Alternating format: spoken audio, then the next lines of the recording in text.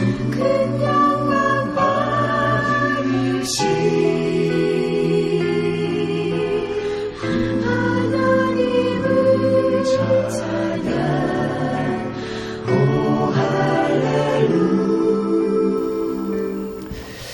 할렐루야. 여러분, 하나님은 우리에게 뭘 하라고 요구하기 전에 하나님이 어떤 분인가를 알기 원하십니다. 여러분, 그 송아지가 이렇게 태어나는 걸 저는 한 번인가 두 번 본 적이 있거든요. 이렇게 지나가다 보니까 논인가 이렇게 짚을 깔아놓은 거기에 뭐 처음에는 송아지인 줄 모르고 뭐 이렇게 소가 있고 한데 뭐가 뭐 온몸에 그냥 이렇게 축축한 게 젖은 뭐 한 놈이 막 비틀비틀 하면서 뭐 이래 있길래 저 송아지가 술을 먹었는가 했더니 금방 태어난 거예요. 금방 태어났는데도 막 몇 번 비틀비틀 하다가 나중에는 이제 그 애미가 그 몸에 있는 막 이렇게 막 그 묻은 거를 닦아주고 하면 나중에는 뭐 돌아댕겨요. 근데 사람은 태어나면요 못 돌아댕깁니다. 딱 누워가지고 가자 뭐 주는 대로 먹고 가자. 그래 겨우 1년을 키우면 어떻습니까? 겨우 뒤뚱뒤뚱 걷고 또 그리고 이런 뭐 이제 걷는다고 됩니까? 이거 철이 날 때까지 그 20년을 얼마나 공을 들이고 애를 쓰고 이래 이게 사람 구실을 합니까? 그죠? 소는 태어나자마자 뛰댕기는데 사람은 왜 그리 오래 걸릴까요? 나는 부모님과의 친밀성을 배우는 기회가 가정 속에 있다고 생각합니다. 왜 사람이 부모와의 친밀성을 누리지 못하면 8, 90년 살아가는 일평생을 아프게 살아야 되고 행복을 누리지 못하는 인생이 되거든요. 그래서 너 태어났으니까 너 설거지 네가 해. 이거 걸레 네가 빨아. 네가 먹은 빨래니까 너가 가서 해. 너 이제 돈 벌어와. 그렇게 요구하는 부모가 아무도 없어요. 그저 쳐다보고 얼랄라 깍꿍 이러면서 막 그냥 불고 막 이러면서 이게 뭐죠?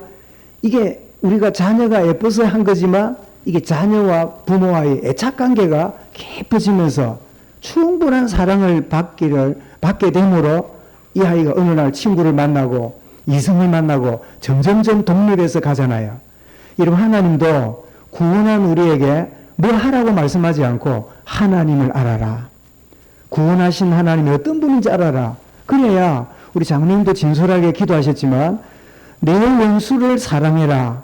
이게 여러분 이해가 안 돼요. 핍박하는 자를 위해 기도해라. 이게 여러분 우리하고는 안 맞는 말이에요. 그런데 하나님을 알아가면 알아갈 만큼 그 하나님이 어떤 분인지, 나에게 베푸신 사랑이 얼마나 놀라운지, 나를 향한 용서의 은혜가 얼마나 놀라운지, 1만 달란트를 용서받은 내가 100데나리온 그 갚지 못하는 사람 모가지를 잡고 감옥에 쳐넣는, 참 내가 하나님을 모르다 보니까 내 수준으로 그래 살았구나, 이런 걸 알게 되는 거예요. 이런 성경은 우리에게 하나님이 뭘 요구하기 전에 어떻게 해요? 하나님을 알기를 원하세요. 오늘 예배하는 시간이 하나님을 제대로 아는 복된 예배가 될 수 있기 바랍니다. 그래서 호세아가 호세아 6장 3절에서 이렇게 말합니다. 그러므로 우리가 여호와를 알자. 힘써 여호와를 알자. 그는 그의 나타나심은 새벽빛같이 어김이 없나니 비와 같이 땅을 드시는 비와 같이 어떻게 해요? 우리에게 임하시느니라. 하나님을 아는 여러분, 이것이 하나님의 소원입니다. 성경이 여러 부분으로 말하고 있지만 하나님은 어떤 분이죠? 유일하신 창조주시고 모든 만물을 만드시며 그리고 주관하시는 분이십니다. 아멘. 모든 자연, 모든 만물, 인간과 내 개인을 주님이 주관하고 계십니다. 신명기 32장 39절에 이제는 나 곧 내가 그인 줄 알라. 나 외에는 신이 없도다. 나는 죽이기도 하고 살리기도 하고 상하게도 하고 낫게도 하고 내 손에 있는 이 빼앗을 자가 없느니라. 이걸 깨달았던 이 한나가 그대로 사무엘상 2장 6절 7절에서 고백하기를 여호와는 죽이기도 하고 살리기도 하며 가난하게도 하고 부하게도 하며 낮추기도 하고 높이기도 하시는도다. 그 한나의 기도는 이 신명기 32장이 그대로 그 지난 고백에 드러나고 있지요. 여러분, 하나님이 우리의 모든 형편과 사정을 알고 계시고 주관하고 계십니다. 아멘. 왜 이런 일이, 왜 이런 상황이, 내가 원치 않는 일들이 이런 벌어진다고 이런 때로는 실망스러울 때가 많지만 하나님이 주관하고 계십니다. 그러나 우리 하나님은 하나님 떠나서 하나님이 아무리 여러분 우리를 돌아보고 주관하셔도 하나님이 주관한다는 게 안 믿어지잖아요. 하나님 떠나 있으니까. 그래서 하나님 만나는 길을 우리에게 열어주셨는데 그 사람의 눈물을 입고 오신 분이 우리에게 임하셨는데 그분이 누구지요? 독생하신 예수 그리스도입니다. 이 그리스도로 말미암아 하나님 만나는 길을 열어오셨는데 우리가 아는 대로 요한복음 3장 16절에 하나님이 세상을 이처럼 사랑하사, 여기 말하는 세상은 세상 만물을 의미하기도 하지만 엄밀히 따지면 우리 인간이 나를 사랑하사, 여러분 그 성경 읽을 때 뭐를 넣으면 돼요? 자기 이름 석자를 넣으면 딱 맞아요. 하나님이 누구를요? 나를 사랑하사 독생자를 주었으니 이는 저를 믿는 자마다 멸망치 않고 영생을 얻게 하려 하심이라. 하나님 어떤 분이지요? 뭐 해서 구원받는 게 아니라 하나님이 다 이룬 거를 받아들이면 구원받는다는 거예요. 사람들은 길을 알지 못하고 뭘 해야 받는다고 생각하고 지금도 쫓아다니고 있고 우리가 기도하고 있지만 여러분 신천지에 이 뭐 20만 30만의 신도들이 참 안타깝지만 제대로 복음을 못 받으니까 그 뭐 계시록을 많이 알고 비유를 많이 알고 그거를 많이 알면 구원받는다고 14만 4천 그 대열에 내가 들어가야 된다고 하는 헛된 속임수에 그 뭐 있는 줄 알고 가정도 저버리고 모든 학교도 저버리고 모든 걸 저버리고 14만 4천에 들어가면 신일합일 내 인간이 하나님과 합일이 되어서 14만 4천 명이 된다는 거예요. 근데 요즘 명단이 나오는데 몇 명입니까? 26만이라. 그러니까 이것들이 어떻게 말하냐? 26만 중에 14만 더 갈 사람 따로 있다. 이러니까 더 길을 쏘고 거기 들어가려고 얼마나 교묘하게 쏘기는데 지금 하나님이 우리에게 유일한 구원의 길을 주시는데 그 이름이 예수 그리스도인데 이만희가 여러분 구원자인 것처럼 보혜사인 것처럼 이리 속이고 있는 자리에 들어가는데 뭐를 모르니까 하나님을 모르니까 그런 꼴이 벌어지는 거예요.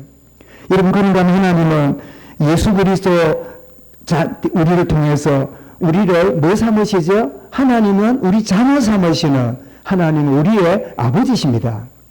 그래서 우리가 기도할 때 하나님 아버지 이럴 때 아무 의미 없이 고백한다면 우리는 하나님 마음을 너무 모르는 거야. 여러분 제가 그 미국 가기 전에 마산에 9년을 목회하다가 이제 미국 갔는데 그러고 보니까 지금으로부터 한 뭐 거의 20년 넘는 긴 기간이지요. 그런데 그 교회당 앞에 또 우리 교회 맞은편에 식당이 있잖아요. 길 건너에. 딱 이런 식으로 요거는 약간 빗나가 있는데 딱 정면에 식당이 하나 있어요. 그 식당에 있는 분이 아주 사람이 그 여자분이 남편은 경비를 갔다 오시고 또 여자분이 식당을 6년 7년 이렇게 거기서 이렇게 하는 그런 일을 하는데 그리고 가끔 가면 식사도 하고 이러는데 교회 앞에 있으면서도 예수 믿으래도 뭐 자기 뭐 믿는 게 있다고 잘 안 믿어요. 근데 희한하게 이 자기 그 남동생이 이제 그 마산공단 안에 또 식당을 해요. 그런데 그 동생의 아내가 뭐지요? 그 올케입니까? 응? 그지? 올케가 이제 우리 교회를 나오는 거야. 그리고 그 둘 다 남동생이나 이 누나는 교회를 안 나가요. 그래서 참 훌륭하지요.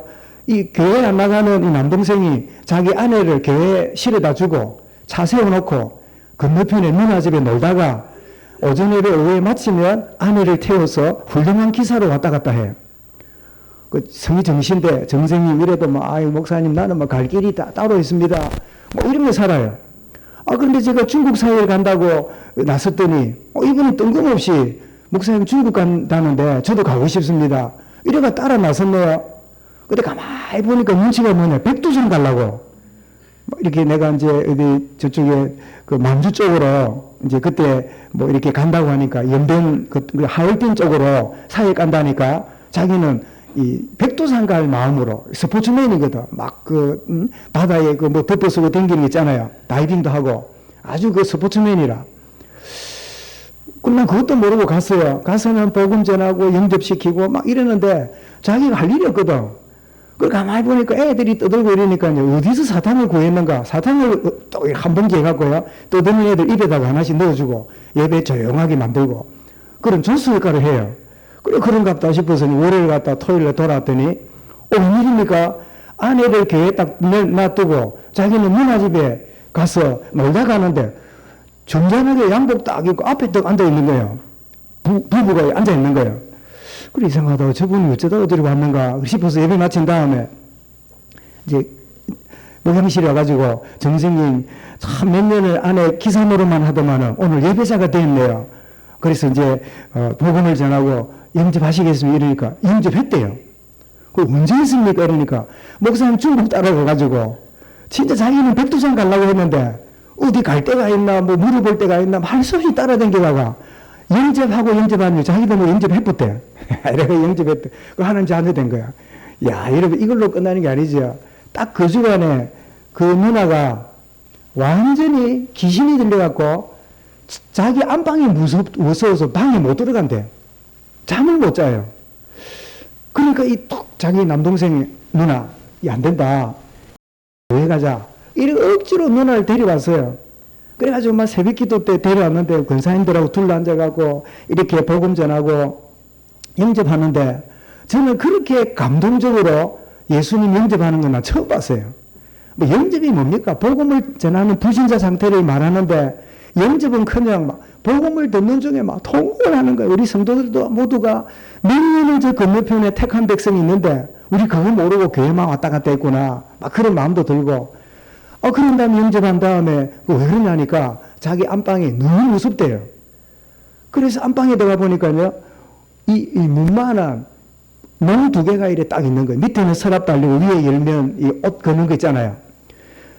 그 안에 자기가 식당 7년 하면서 돈 버는 거 그거 다 넣었대요. 그래 열어보니까요. 목탁, 뭐 진, 때때오, 뭐 묵주, 절에서 주는 거 다 갖다 놓은 거야. 막 꽉 넣어놨어요. 보니까 이 모친이 동자귀신이 들렸어요. 그러니까 한 번씩요, 그 남편이 그래요. 목소리가 60이 넘은 할머니가 목소리가 안녕하세요. 이 목소리 이상해. 그냥 쇼 한 줄 알았더니 알고 보니까 애기 귀신이 든 거야. 그러니까 얼굴도 뽀얗게 60 넘은 할머니가 보면 또 애기 얼굴 같아. 여기 보니까 희한한 작동을 해요. 그러니까 거기 있는 거 다 꺼냈어요. 보니까 마다리도 2개라. 그러면 꺼내니까 하는 말이 7년 돈 벌어가지고 여기 다 때리 넣었대. 100만 원짜리 구대가 안 되면 300만 원짜리 하고 500만 원짜리 하고 막 버는 돈을 다 갖다는 거야. 우상이 끄는 그대로 돌아갔. 그래서 다 끄집어낸 다음에 그랬더니요. 그날 저녁부터 자기 방에다가 잠을 잘 잔대요. 그런데 제가 말하고 싶은 참 잊어버릴 수 없는 거는 60이 넘은 이 하나님의 딸이 마귀 자녀로 있다가요. 영접하시겠습니까? 이러니까 고개를 끄덕하는데 이제 따라하는 거야. 하나님 아버지 이러니까 평생에 60몇 년 동안 이 모친이요. 하나님 아버지 이러는데 제가 기도를 못 하겠어요. 무슨 마음이냐? 60년 동안 병이리고 살았던 딸이 60년 동안 말 못하던 내 딸이 입을 벌리고 아빠 하는 소리가 똑같아. 그 말이 그 의미가 얼마나 감사한지요. 우리 전도자가 의사가 사람 고치는 것보다 얼마나 축복된 사명자인가. 여러분 하나님 되실 때 60년 동안 말 못하는 벙어리가 처음으로 하나님 아버지. 여러분 우리가 하나님 아버지 부르는 게 얼마나 축복인지 모릅니다. 여러분 이 의미 속에요. 우리가 제대로 하나님 아버지 이 고백만 돼도 기도 끝. 아이들이 뭐 할 때 뭐 짜다로 말합니까? 애들 뭐 어릴수록 단어가 짧다. 뭐라 그래요? 엄마 아빠도 못해. 뭐해요? 딱 2자라. 뭐라 그럽니까? 응애! 이러면 다 끝이라. 그지? 한번 해봅시다. 응애! 그죠? 기도 간단하다. 뭐 한대요? 하나님 응애! 이러면 다 끝난 거예요. 왜요? 구하기도 전에 우리 형편을 하나님 아십니다. 하나님은 우리의 좋으신 아버지십니다. 여러분, 하나님 아버지가 되시는, 말하자면 뭘 하기 전에 내가 뭘 잘못하고 나는 뭐 불충하고 나는 뭘 모자라고 누가 그걸 요구했습니까? 누가 그거를 여러분 요구하고 누가 그렇게 가르쳐 놓았습니까? 하나님 마음은 그 이전에 하나님이 어떤 분인가를 알기 원하고 그 하나님과 친밀함을 누리기 원하는데, 하나님은 대충 알고 하나님이 하라고 했던 거를 교회가 가르치고 잘못하면 죄책감에 시달리고 그거 붙잡고 회개하고 그런 세월을 얼마나 보냈습니까? 그런 여러분 유대교를 향해서, 그런 유대인을 향해서 산상보원이 지금 주어지고 있는 거예요. 여러분, 불신자는 자기 철학, 사상, 이념, 어떤 종교, 모르는 자기도 모르는 흑암의 신에 묶여 살아갑니다. 그게 불신자지요. 근데 신자들도요, 복음을 받고 구원받았는데도 자기 기준, 자기 생각, 자기 신앙 색깔, 자기 나름대로 신념, 이런 거를 또 가지고 그 바탕에다가 말씀 듣고 예배도 드리고 기도도 하고 그래 살아가요. 신부는 분명히 신자인데 삶의 모습은 뭐처럼 살아요? 불신자 비슷하게 사는 거예요. 이런 하나님 자녀를 두고 하나님이 기쁘시겠어요? 안타까우시겠어요? 하나님이 너무 안타까우시는 거야. 이런 뭐 소리는 좀 길어서 미안합니다만은 말할 수, 안 할 수 없지요. 이런 아프리카 선교를 하는데 옛날에는 막 아프리카 흑인을 물건 주고 살더니 그랬잖아요. 다 튼튼하다고 사갔는데 그 나이가 한 10살 남짓 되는 애는요, 어리고 몸도 약하고 연약하니까 아무도 안 사가요. 그 선교사가 지나가다가 그 애가 그렇게 있는 걸 보고 그 주인에게, 그 노예 파는 상인에게 돈을 주고 그 아이를 데려왔어요. 데려올 때 상인에게 노예 문서를 가져왔어요. 그래서 그 아이 앞에 부르기를, 이제는 너는 노예가 아니다. 그러면서 그 문 앞에서요, 노예 문서를 찢어가지고 그 벽난로에 태웠어요. 이제는 네가 노예가 아니고 너는 나의 자녀다. 이제부터는 나를 아버지라 불러라. 근데 갑자기 막 10년 동안 막 노예살이 하다가 백인 선교사를 보고 이러면 아버지 부른다는 게 참 어렵겠지요. 뭐 억지로 요구할 수 없으니까. 그래 지내는데, 그래 얘가 오기는 와도 아버지를 쳐다보면 늘 쭈삣거리고 혹시나 뭐 잘못하는 게 없는가 하고 늘 조바심을 누리고, 그럴 때마다 백인 아버지는 아니다, 이리 오너라. 너는 내 자녀니까 우리 식탁에 밥을 먹자. 그러면서 해도 이 아이가 좀처럼 아버지에 대한 정체성을 모르고 아버지 마음을 몰라. 그러다가 어느 날 고양이 뭐 데리고 장난치다가요, 그 아버지가 아끼는 도자기를 그냥 벽에 있는 도자기가 깨졌어요. 도자기가 박살나는 순간에요, 이 아이 마음속에 큰일 났구나. 이래 되면 옛날 주인 같으면요, 죽을 때까지 때리거나 자기를 갖다 버려요. 그런 두려움 때문에 어쩔 줄 모르고 있는데 그 집에 하인이 하나, 신보가 있었어요. 이 식당을 관리하는. 딱 예쁘고 있다가 와서는 너 이거 주인이 좋아하는 걸 깼으니까 너 이제 알면 쫓겨나간다. 그럼 어떻게 해야 돼요? 이제부터는 내 말을 잘 들으라. 그래가지고는 하인의 하인이 됐어. 그래 선교사 있을 때는요, 가만히 놔뒀다가 선교사가 외출 나가면요, 이리 와봐. 이래가지고 온갖 굳은 일을 다 시키는 노예의 노예가 됐어. 그런데 어느 날 이 아이가 깨닫고 내가 차라리 이렇게 사느니 내가 내 잘못을 고백하고 쫓겨나더라도 내가 그래야 되겠다 생각하고 외출 갔다 오는 선교사님에게 또 가서는 고백합니다. 내가 사실은 여차이차해가지고 이래 됐습니다. 이런 말을 하니까 그때 그 선교사 아버지가 그 아이를 품에 안으면서 네가 깨고 잘못했다는 걸 내가 안다. 그리고 하인에게 네가 노예 노릇하는 것도 내가 알고 있다. 그러나 네가 진짜 깨달을 때까지 나는 너를 기다렸어. 그러면서 사랑하는 내 아들아 하고 깨닫는 순간에요, 이 아이 마음속에 아버지의 진심이 깨달아졌어요. 아버지한테 잘해야 인정받는 게 아닙니다. 여러분, 하나님은 구원받은 우리 자체로 하나님이 우리를 기뻐하시는 거예요. 우리도 모르게요, 잘해야, 뭘 충성을 잘해야, 뭘 열심히 해야 하나님이 인정하는 줄 알지만 하나님 우리 존재 자체로 기뻐하시는 분이에요. 여러분 하나님 마음을 정말 깨달을 알아볼 수 있기를 바랍니다. 요한 1장 12절에 영접하는 순간에 아무 고민 없는데 뭐라고요? 하나님 자녀되는 권세를 주셨다.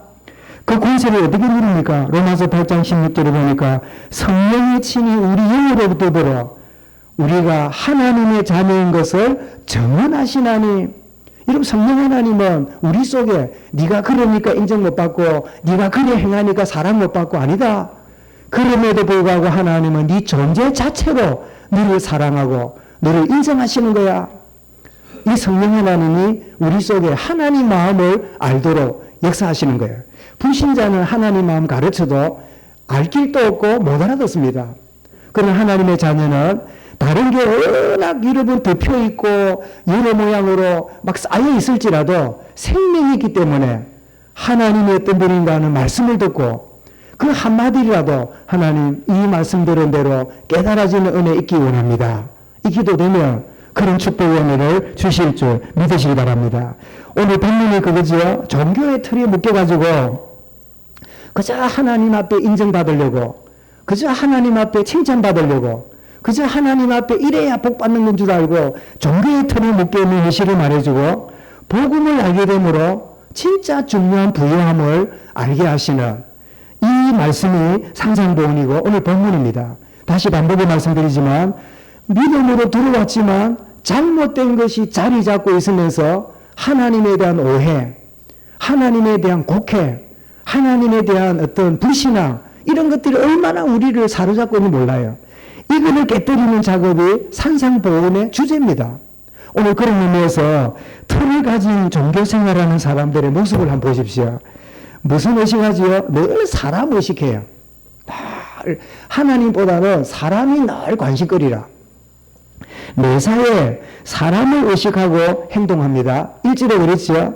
사람에게 보이려고 의를 읽지 않도록 외식. 여러분 성경 읽을 때 외식 이러니까 집밥이 아니고 외식 식당밥인가 이렇게 싶어서 내가 한문에 써놨어요. 외식이란 말은 가장하고 위선하는 썩은 문드러져 있는데 겉만 번지르한 이걸 보고 외식이라고 말하지요. 이런 누가복음 12장 1절에도 예수님 말씀하기를 이 바리새인들의 외식과 누룩을 조심해라. 이 바리새인들은 항상 말로는 여호와여 뭐 하나님이여 이래 말하지만 모든 관심은 사람들이 나를 알아주고 인정해주는 그런 인생을 살았기 때문에 주님 주시는 말씀이지요. 구제하고 남을 돕는 거지요. 이것도 진짜 주님의 사랑으로 말씀을 쫓아가는 게 아니라 뭔가 과시하고 가식적으로 드러내고 싶은 자기의가 있는 그런 모습들을 이렇게 행하는가 하면 여러분 기도조차도 어떻게 해요? 은밀한 하나님과의 교제가 아니라 사람들이 많이 다니는 시장 여기에 혹은 막 여러 사람들 의식하는 거기에 더 기도하는 심지어 16절부터 18절에 금식조차도요. 어떤 의도가 있지요? 자기가 금식하는 거 초췌하고 세수도 안 하고 꾸지리 하고 이런 거를 은근히 보이기 원하는 거예요. 왜요? 내가 니하고 달리 나는 금식하고 있다. 이게 뭐라고요? 다 사람에게 보여주고 싶어서. 그럴수록 어떻게 하라고요? 기름을 바르고 깨끗하게 하고 하나님이 보셔야 되는데 사람들 앞에 그거는 너희가 뭐라고요? 이미 사람들의 인정을 받았느니라. 다 끝났어. 응답이 끝났어. 왜? 사람들이 알아주는 것으로 끝났잖아. 사람들이 인정해주면 그게 만족이잖아. 그러니 아무리 기도하고 아무리 의를 행해도 하나님하고 상관없는 거예요. 왜요? 사람의 인정을 기대했기 때문에. 이게 종교인들의 모습이에요. 여러분 그런가 하면 하나님과의 관계보다 의식을 행하고 행사 중심으로 신앙생활하는 이것이 종교생활의 모습입니다. 하나님과의 관계가 없어요. 이 마태복음 15장 8절에 이 백성이 입술로는 나를 공경하되 마음은 내게서 멀도다. 하나님과의 관계가 아니잖아요. 더 나아가서 이 마가복음 7장 6절에 보면 이사야가 너희 외식하는 자에 대하여 잘 예언하였도다 기록하였으되 이 백성이 입술로는 나를 공경하되 마음은 내게서 멀도다. 똑같은 말을 마가가 인용하는데 이게 이사야 29장 13절 말씀을 마태도 인용하고 마가도 인용했어요. 여러분, 결국 종교 생활을 하면 할수록 무거운 짐이 됩니다. 여러분 중에 혹시나 신앙생활이 굉장히 힘들고 벌써 버리려 하니까 뭐 저주받을 것 같고 짊어지고 가자니 너무 힘드는, 그러니까 적당하게 눈치 보면서 적당하게 편리주의와 적당하게 이렇게 하면서 여러분 그렇게 나아가는 분이 혹시 있다면 오늘 여러분 이 말씀 앞에 자유함을 얻는 시간이 될 수 있기 바랍니다. 나도 모르게 이 종교생활함으로 무거운 짐을 지고 있는, 그래서 마태복음 11장 28절에 주님 뭐라고요? 수고하고 무거운 짐진 자들아 다 내게로 오라. 이런 시편 68편 19절에도 날마다 우리 짐을 지시는 주 곧 우리의 구원이신 하나님을 찬송할지로다. 이런 시편 55편 22절에도 내 짐을 여호와께 맡기라. 그가 너를 붙드시고 의인의 위대함을 영원히 허락지 아니하시느니라. 목사님 모르는 소리입니다. 내가 얼마나 지금 힘든데요. 내가 얼마나 곤란한데요. 얼마나 지금 어려운 가운데 있는데요. 모르는 소리 하지 마세요. 정말 그렇습니까? 그렇다면 제가 누리지 못하는 하나님의 친밀함을 누리는 기회가 여러분에게 주어진 겁니다. 그 하나님은 이웃 아저씨가 아니라 우리의 아버지십니다. 여러분, 젖 먹이는 애미가 젖 먹는 아이를 잊어버릴 수 있겠냐? 그들은 잊어버릴지 몰라도 나는 너희를 영원히 잊어버리지 아니하리라. 그게 하나님의 마음이에요. 우리는 하나님을 잘 모르니까요. 무슨 환경과 여건만 오면 거기에 우리가 자꾸 또 속을 때가 많아요. 이런 정말 무거운 짐을 주님이 십자가에서 다 해결하셨는데, 모두 끝내놓으셨는데 예수 믿고 구원받고 있으면서도 종교생활을 계속 유지함으로 뭐가 돼요? 무거운 짐이 되어 있는 이런 여러분 가운데 있다면 오늘 두 번째 말씀 받을 자격이 있습니다. 뭐라고 했지요? 이런 복음 누리는 자는 이런 종교의 틀과는 다름을 우리에게 보여줘요. 한마디로 말하면 사람 의식이 아니라 누구와 함께 하죠? 하나님과 함께 하는 거예요.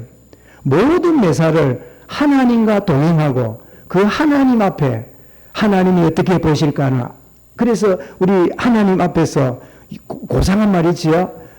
고람되어 하나님 앞에서 나는 모든 게 하나님 앞에 있다. 이 의식이 복음 누리는 자예요. 다시 한번 보십시오. 항상 중심을 보시는 하나님 앞에 내가 있음을 늘 압니다. 이런 사무엘상 16장 17절에 내가 보는 것은 사람과 같지 아니하고 사람은 애모를 보거니와 나 여호와는 뭘 보시느니라? 중심을 보시느니라. 우리의 중심을 보고 계시는 그 하나님 앞에 내가 있음을 압니다.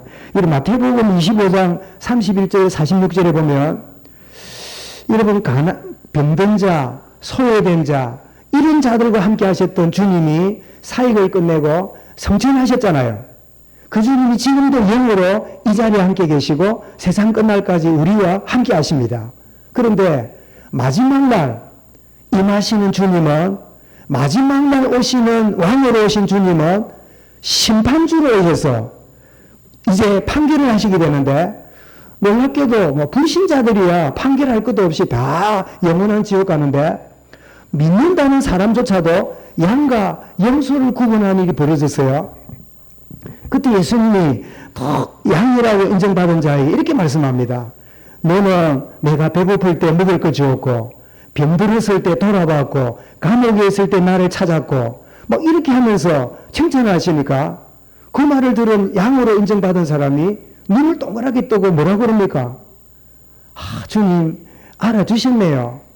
고맙습니다. 남들은 다 비난했는데 주님은 진짜 주님이네. 이렇게만 해도 대단할 건데 이 양들로 인정받은 사람이 눈을 동그랗게 뜨고는 뭐라 그래요? 언제 내가 주님께 먹을 걸 주었고 언제 병든 것을 돌아봤고 언제 감옥에 있는 주님을 내가 찾아보았습니까? 하면서 너무 놀라워해요. 그때 주님이 그 양들을 향해 뭐라 그러죠? 지극히 작은 자에게 한 그것이 나에게 한 것이라. 여러분, 작은 모든 게요, 아이고 많이 꼴보기 싫으니까, 이거는 예쁘니까, 아이고 이거는 내가 한 번 더 손이 가니까, 여러분 그런 수준이 아닙니다. 모든 것을 여러분 하나님과 관련된 속에 있는 거예요. 근데 양으로 인정받은 친구들은 너는 병들었을 때, 약할 때, 감옥에 있을 때 돌아보지 않았고 이러니까 이거는 눈을 동그랗게 뜬 게 아니라 쌍심지를 켜. 이런 동그랗게 뜰 때하고 쌍심지 켜는 거하고 합니까?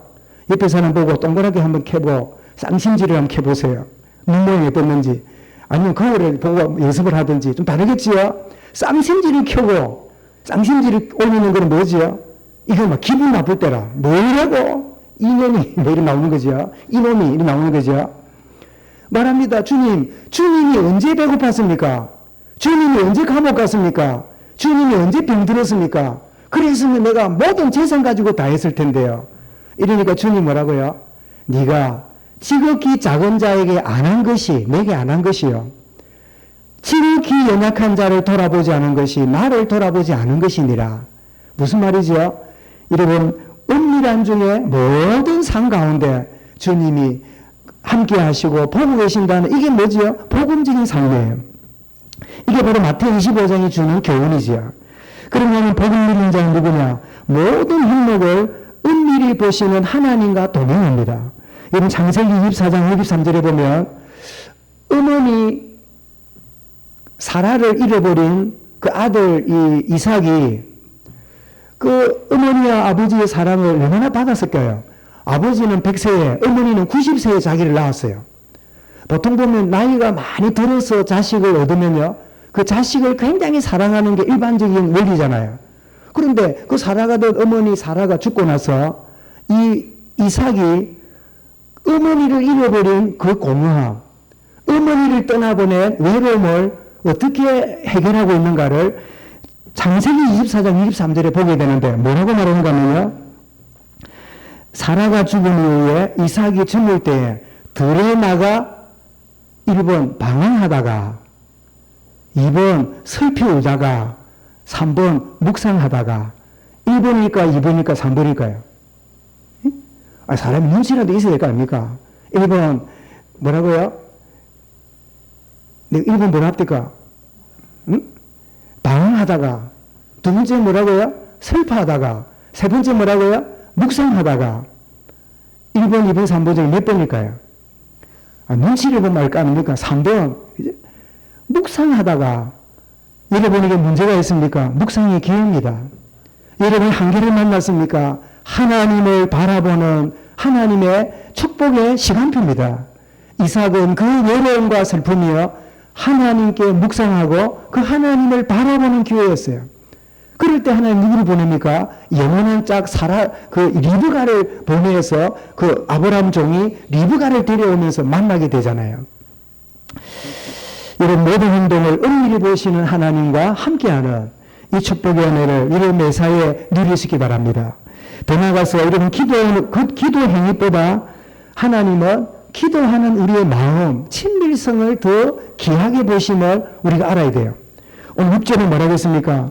너는 기도할 때에 네 골방에 들어가 문을 어떻게 하고요? 문을 닫고 은밀한 중에 계신 아버지께 기도해라. 이 말은 기도 행위 이전에 나의 기도를 하나님이 들으신다고 하는 이 관계, 이 친밀성을 우리에게 말씀하지요. 그러면 우리는 뭘 알아요? 하나님께서 나의 문제와 형편을 잘 알고 계십니다. 여러분 하나님이 내 형편과 내 사정을 알고 계신다면 구태여 왜 이렇습니까? 할 것도 없잖아요. 하나님 때로는 이해 못할 일이 많아요. 때로는 왜 이런 일이 내게 벌어졌는지 해석이 안 돼요.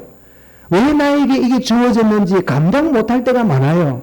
그냥 그 마음을 고백하는 거예요. 이제 그 마음을 하나님 앞에 그냥 우리 토로하는 거예요. 하나님 이해가 안 됩니다. 재산 날라간 것만 해도 내가 그런 줄 알겠는데 왜? 주신 자도 하나님이고 가져가신 하나님이니까. 주신 자식을 그렇게 한꺼번에 죽도록 이럴 수가 있습니까? 예, 그것도 내가 이해가 되는데 내가 무슨 잘못했다고 내 몸에 이렇게 흉한 병이 들어서 온몸에 진물이 나고 온몸에 진물이 난 거 보니까요. 어떤 의미에서는 문둥병이 아닌가. 죄를 몸에 뿌려가지고 진물이 안 나도록 할 만큼 심각한 그런 병이 있으니까요. 그리고 병도 병인데 자기의 영원한 짝이라고 하는 누구도 와서 복장 뒤집어지는 소리를 하죠. 자기 아내도 와가지고 뭐라 그럽니까? 여보, 하나님 너무하다. 하나님이 살아있다면 당신이 그렇게 경건하고 그렇게 하나님 앞에 그렇게 깨끗하게 살아온 사람도 어디 있다고? 이럴 수가 있냐? 그러면서 한다는 점 뭐라고요? 하나님을 욕하고 팍 죽어보라. 그냥 우리 경상도말 뒤지라 그냥.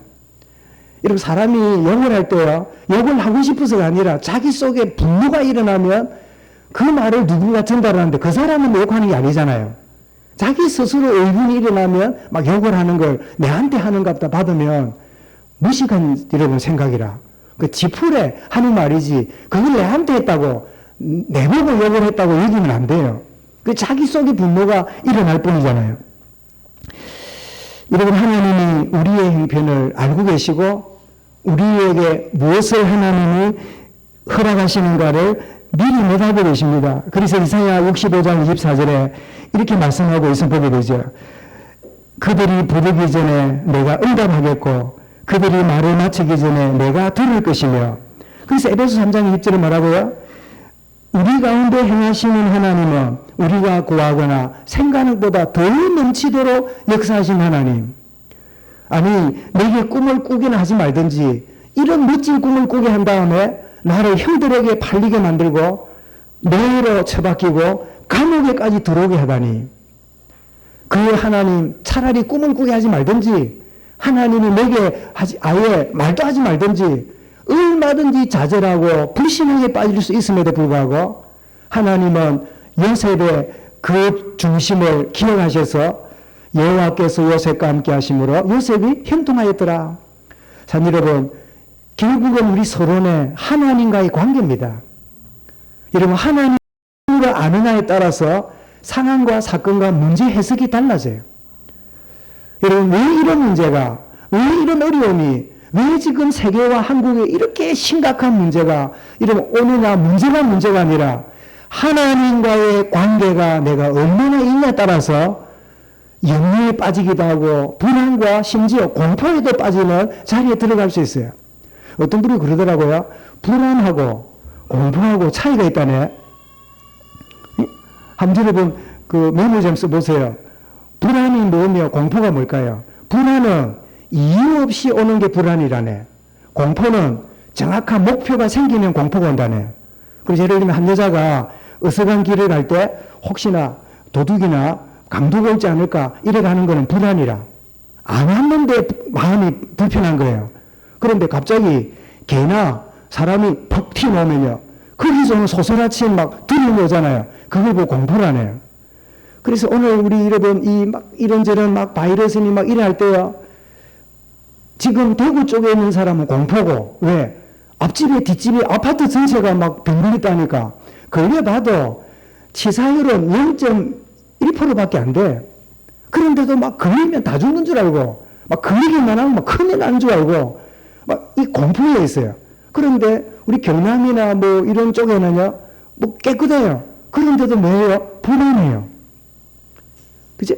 불안과 공포는 묘하게 비슷하면서도, 예를 들면 우리 앞집에 누가 걸렸단다, 우리 아래층에 걸렸단다, 이러면 공포가 생겨요. 왜? 언제 기울지 몰라. 그런데 좀 막연한데도 이래요. 오늘 제가 뭐 갑자기 무지된 파인지 차 배터리가 다 됐는지 지하에 둔 이 차가 시동이 안 걸려. 우리 새벽에 막 올 줄 알고 막 새벽에 좀 늦게 와서 새벽에 된다고 그랬는데, 될 줄 알았더니 또 안 돼. 그래가지고 이제 우리 카카오 택시를 불러가지고 제가 이제 교회 왔어요. 그러기 이제 막 시간이 안 맞으니까. 그랬더니 기사가 또 보더니 따라왔더니 마스크 안 끼고 다닙니까? 이래. 근데 차에 있는데 내가 차를 갑자기 못 써서 그냥 오게 됐다 이랬더니 마스크 안에 들이게 하면서요, 그 조수석 앞에 있는 그 사물함 있잖아요. 열더니 마스크를 빼더니 딸도 주고 나도 줘요. 그러면 뭐네 이제 마스크를 끼고 하는데, 그럼 이제 교회 오면서 기자님 예수 믿으십니까? 이러니까 어떠니 우리 동생이 목사입니다 이래. 이 말은 예수 믿는 집안인데 기사일 한다고 교회 못 간다 이 말이겠죠. 그러면 교회 앞에 되면서 그렇습니까? 기자님 교회 못 가도 꼭 예수님 믿고 그 생활하십시오. 그거 보니까 기본 요금 3,300원이라. 그래 내가 전액을 다 빼가지고 5,000원을 주면서 이제 그러라고 했다. 이거 많이 주네요. 내 속으로 보니까 마스크도 종류가 이루어지는가 봐. 보니 거의 종이라. 그래 아마 거의 한 500원 좀 안 되겠나. 그 원가가 이렇게 10장 상일 왜 싸잖아요. 여러분 낀 거는 비싸 보이네. 근데 내가 내 덕은 나중에 보여줄게요. 종이 비슷하게 그래. 그 입술이 다 보일 만큼 얄팍하게 그래. 아, 그래도 주님 고맙잖아요. 그럼 내가 교회 앞에 내리면서 마음을 쓰는 것도 필요하고, 또 이 사람이 할 때 어디 주스 온 거 아닐 거 아니야. 단돈 500원 줬을 거 아니야. 그래 내가 얼마 더 줬어요? 1,300원이 더 줬어. 내가 돈이 많아서 그러냐? 아니요. 하나님 마음이다 싶어. 그래주면, 아, 내가 주일날 교회 앞에 손님을 내려줬는데 생긴 거 딱 보이. 목사 아니면 전도사 좀 되겠다. 나이를 보이 전도사는 아닌 것 같고, 뭐 생겨 나오지요. 그런데 뭐 3,300원 딱 주고 잔돈 700원 받아가오고 이래서 하면 그 마술까지 준던데 말이죠. 인쇄가다 이럴 건데 돈 더 들려고 준 것 같진 않아요. 근데 내 마음속에는 아, 기획이 있구나. 손님도 별로 없는데 그걸 주고 나니까 너무 감사하다고, 나도 택시 기사들이 감사하다고 말하는 것도 얼마나 들었네요. 이러면 우리가 하나님을 의지하고 바라보다가 문제가 있다 보면 내가 알고 있는 수준의 하나님보다 더 높고 깊은 하나님을 아는 기회구나. 이게 복음 누리는 생활인데 나도 모르게 종교로 딱 가면서요. 뭐가 잘못했어? 누가 잘못했어? 뭐 때문에? 누구 때문에? 늘 그런 하다가요. 어느 날 문제는 문제대로 우리가 어려움을 당하고 문제가 끝났는데도 상처를 떡 남아있는, 아픔이 떡 남아있는, 이런 하나님은 우리에게 허락하시는 게 상처 남으라고 주시는 게 아니에요. 아픈 기억을 남으라고 우리에게 주시는 그런 나쁜 하나님이 아니에요. 좋으신 하나님입니다. 우리의 지난날에 이런 상처 아픔들은요, 하나님을 몰랐기 때문에 남아있는 상처지, 진짜 하나님을 제대로 알았다면 여러분 상처가 아니라 그것 때문에 내 하나님을 더 깊이 알고 하나님 응답받는 발판으로 하나님 나를 인도하셨구나, 간절거리고 바뀌게 될 줄 믿으시기 바랍니다. 그래서 여러분, 우리는 하나님을 지식으로 알고 있으면 그게 바로 종교입니다. 그러나 임마누엘과 함께 하시는 그 하나님을 알아가는, 그래서 히브리 11장 6절에 뭐라고 했습니까? 믿음 없이는 하나님 기쁘시게 못하나니 하나님께 나아가는 자를 반드시 그가 계신 것과 자기를 찾는 자들 상 주시는 자이심을 믿어야 할지니라.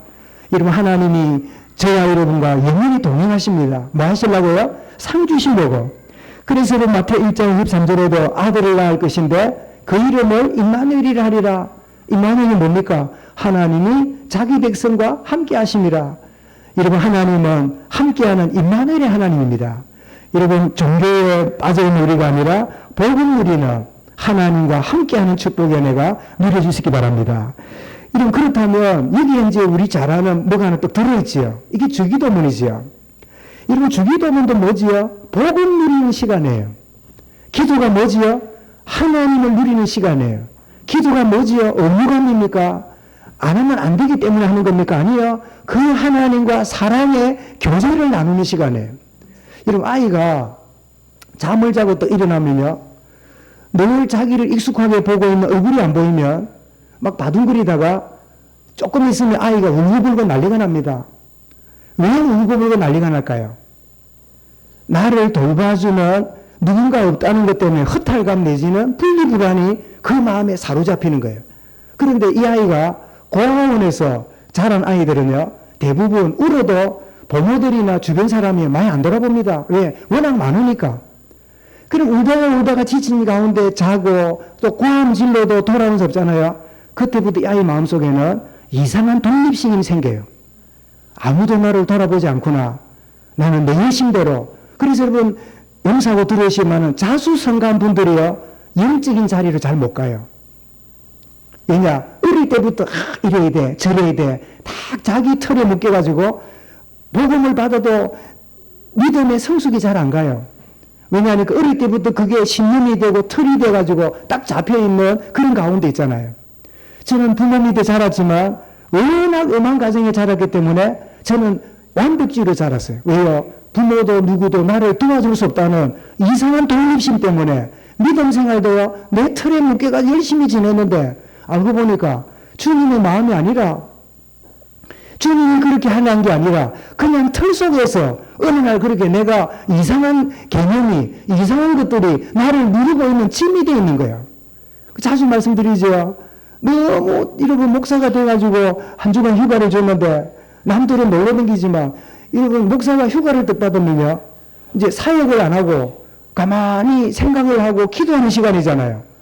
사역할 때는 내가 뭔지 모르고 열심히 했는데 조용히 있는 시간에요 내가 하나님 앞에 죄책감이 더 와요. 내가 뭘 하다가 8개월을 지냈는가, 뭘 하다가 내가 목사가 되었는가, 이런 생각이 나를 막 누르기 시작하는데 감당이 안 돼요.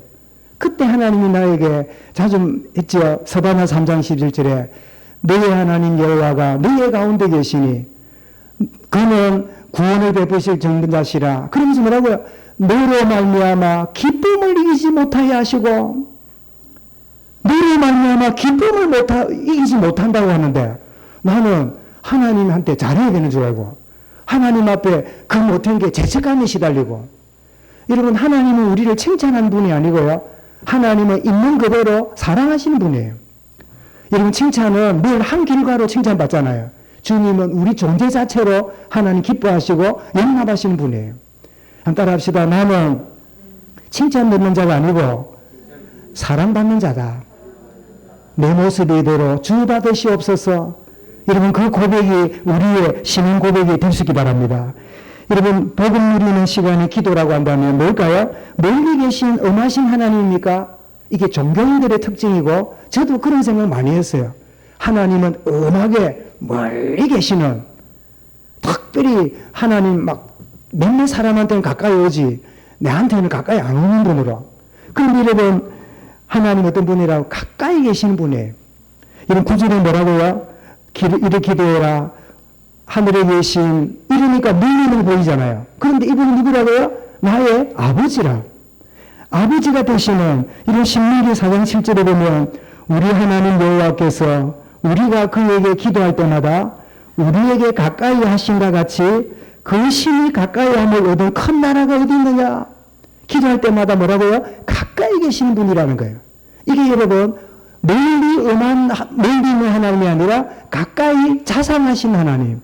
이게 여러분 그 하나님을 누리는 시간이 기도하는 시간에, 기도가 뭐지요? 나의 계획과 목표를 이루는 게 기도가 아니라 하나님의 뜻이 이루어지기를 구하는 시간이 바로 기도입니다. 이런 누가복음 22장 42절에 내 뜻대로 마시고 아버지 뜻대로 되기 원합니다. 이런 요한서 8장 15절에도 너희는 다스는 무수한 종령을 받지 않고 양자형을 받았으므로 우리가 아빠 아버지라고 부르짖느니라. 이게 부르짖는다는 말이 크라이라는 뜻인데요. 그래서 이게 막 위험할 때 살려줘, 사람 살려, 이게 크라이지요. 그래서 우리 기도를 막 급한 일 만나면 하는 게 기도인가 했는데 크라이라는 뜻에는 다른 뜻도 있어요. 그게 뭐냐? 함성을 지르는 거야. 우와, 우와, 우와. 이런 기도하다가 나는 이런 생각으로 기도를 시작했는데 하나님이 이렇게 하시다니. 하나님이 내 생각을 뛰어넘는 함성을 여러분이 있기를 바랍니다. 부르짖고 막 눈물 흘리고 막 그런 뜻이 있어요. 근데 크라이 속에는, 부른다 속에는 함성을 지르는. 예를 들면 여러분 우리가 원하는 스포츠 선수가 말이죠. 안정환이가 뭐 짜다가 자살골 먹고 이래가 페널티킥 못 넣고 그랬잖아요. 근데 이태리인가 뭐 하다가 4강전인가 그러다가 뭐 안정환이 풀 뛰가 뒤통수를 넣어갖고 공이 들었잖아요. 그럼 안정환이 뭐 정신이 없어. 지 때문에 막 자기 지면 자기 앞날도 얼마나 요구도 먹겠습니까? 그러니까 막 정신없는데 이기고 나니까요. 그때 여러분 앉아서 한 사람 있습니까? 전부 다 우와! 저는 미국에 있었어요.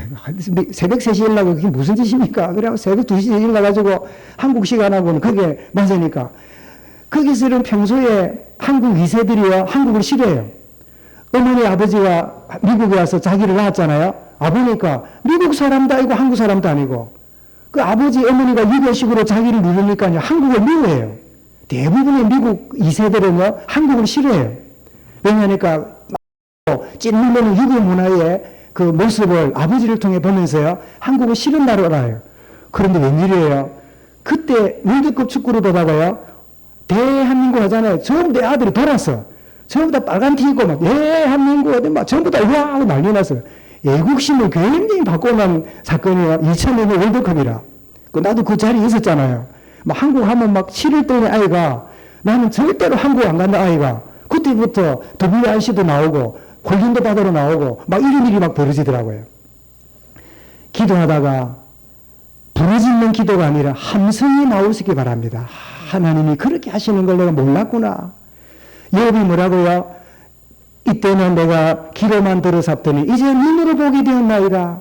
나를 정금까지 나오게 하시는데 하나님이 이런 교를 가지셨구나. 그래서 욥의 고백이 뭘까요? 함성이 나온 게 아닐까?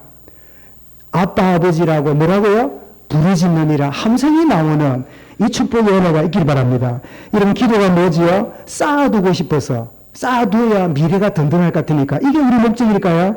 아니요. 일용할 양식 주신 것만 해도 자족하는 게 그 하나님과의 친밀성을 아는 사람만이 하는 고백입니다. 하고 내가 미래 준비 안 되고 하고 내가 없어서 어떡하지? 아니요. 그 하나님이 나와 동행하고 계신다면 일용할 양식 주신 하나님께 감사할 수 있잖아요. 이게 여러분 종교인과 복을 누린 자의 모습이 다릅니다. 그래서 이런 디모데후서 6장 6절부터 8절에 자족하는 마음이 있으면 경건은 큰 이익이 되느니라.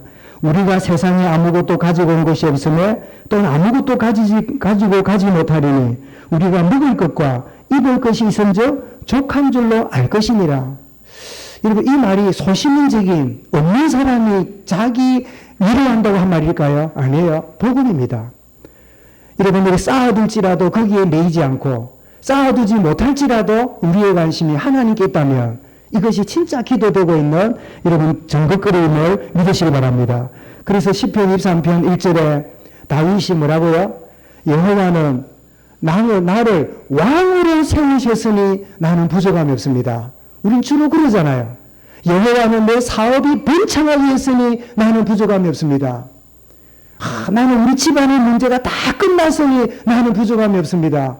이러고 싶잖아요. 그 다윗은 뭐라고요? 여호와는 나의 목자시니 나는 부족함이 없습니다.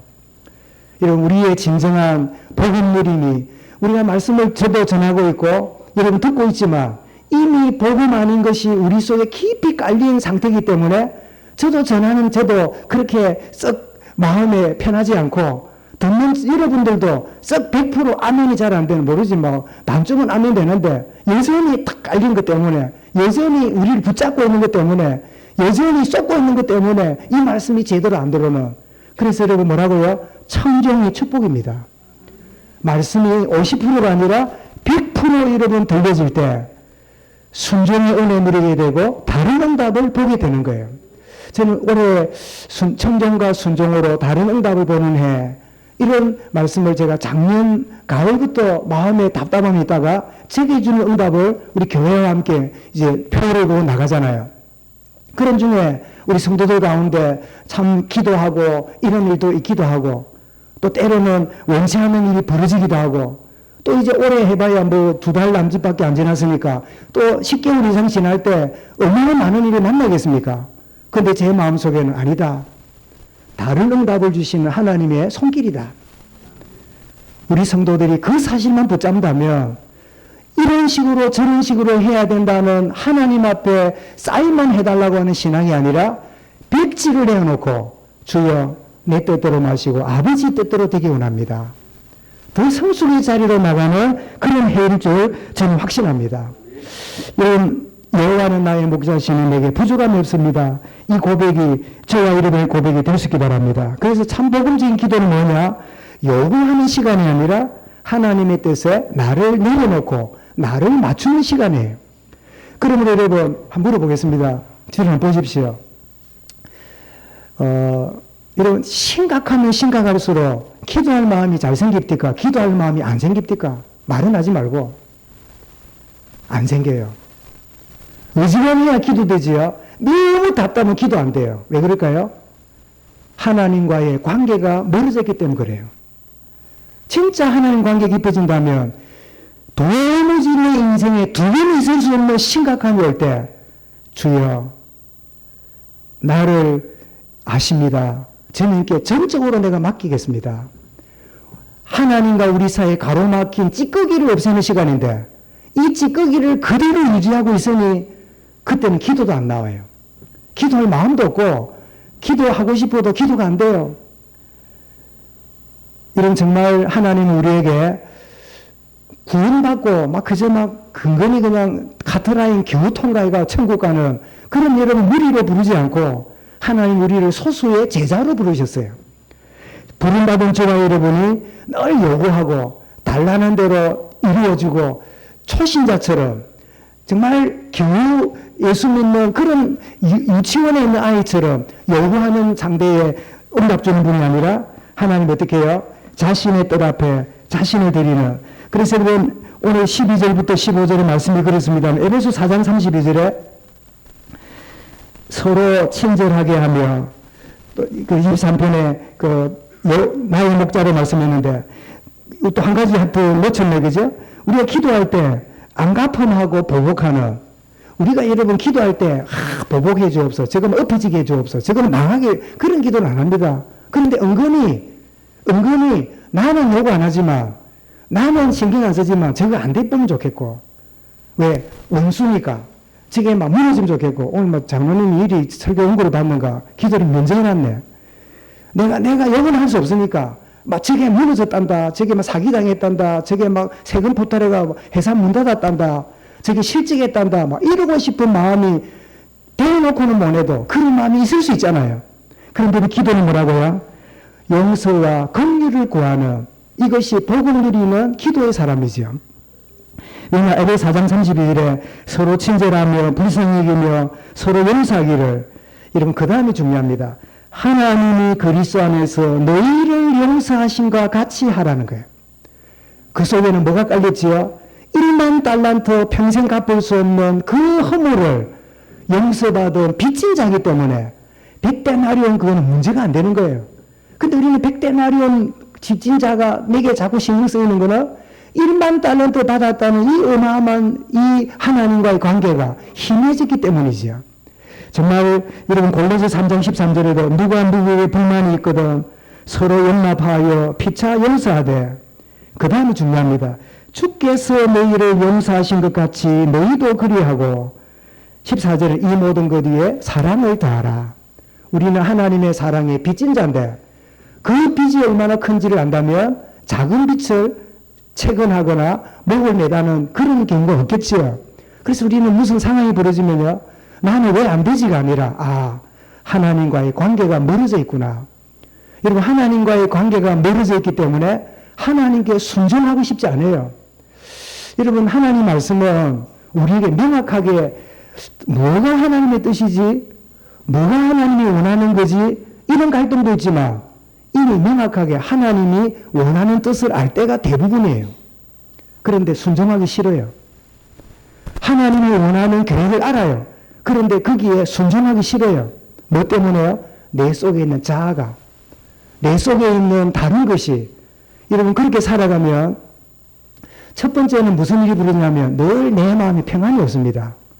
조금 더 가면요, 흑암이 덮여서 우리 그렇게 살아가는 게 자기인 줄 알고 정체성을 잃어버리게 돼요.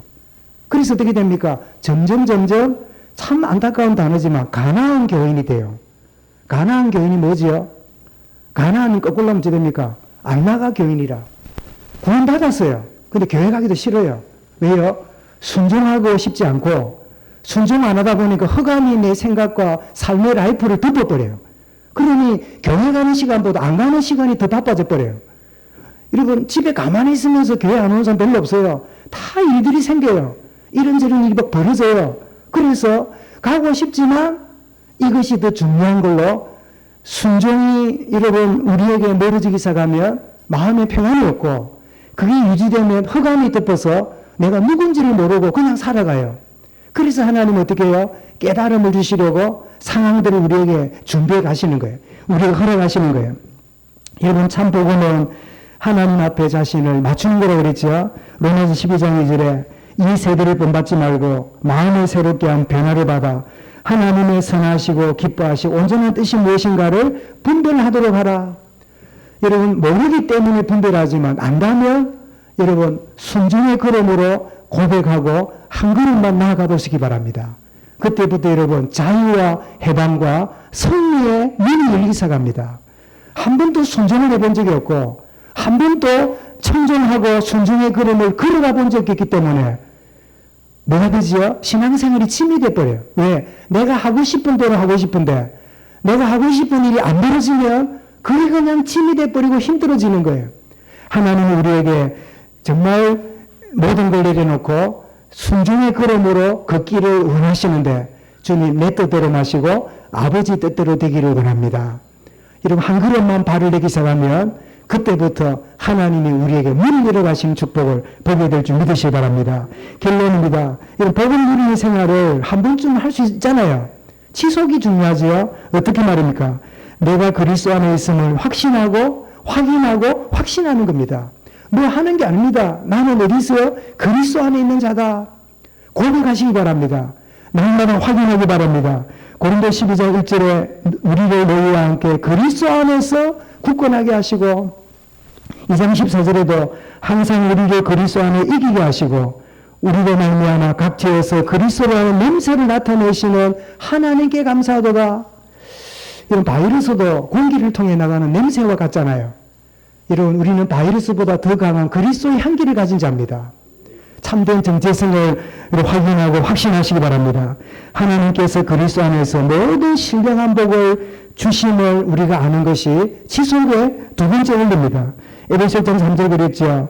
찬송하려보다 하나님 우리 아버지 주 예수 그리스도 아버지께서 그리스도 안에서 하늘에 속한 모든 신령한 복으로 우리에게 복 주시되 더 나아가서 이런 예수 그리스도 안에서 하나님의 모든 뜻이 이루어지는 그래서 에베소 1장 10절에 이렇게 말합니다. 하늘에 있는 것이나 땅에 있는 것이나 그리스도 안에서 통일되게 하려 하심이니 이 통일이 뭐지요? 하나님의 뜻이 그리스도로 말미암아 성취되고 역사하고 그거를 우리가 뭐라고요? 응답이라고 말하는 거예요. 이런 정말 참된 응답이 복을 누리는 가운데 하나님의 참된 응답 누리는 이 한 주간 저와 여러분 생애 되시기를 주의 이름으로 축원합니다. 감사합니다. 주님. 참 자기 열심히 묶여있는 유대인들을 향하여 던진 첫 번째 메시지가 오늘 우리에게 이 아침에 저들에게 주어진 시간인데 우리도 알지 못하는 가운데 불신자는 아닐지라도 믿음 안에 많은 것들이 자리 잡고 있기에 이 말씀이 100% 들려지고 있는지 또 여러 형편 따라서 그 퍼센테이지가 줄어 있는지 저는 알지 못하지만 주의 성령으로 역사하여 주셔서 들을 귀가 열리게 하시며 이 말씀이 순종하게 하셔서 참된 복음 드리는 가운데 그리스도 안에 모든 것이 통일되는 응답의 축복 속으로 저들을 인도하여 주옵소서. 주 예수 그리스도 이름으로 기도드리옵나이다. 아멘.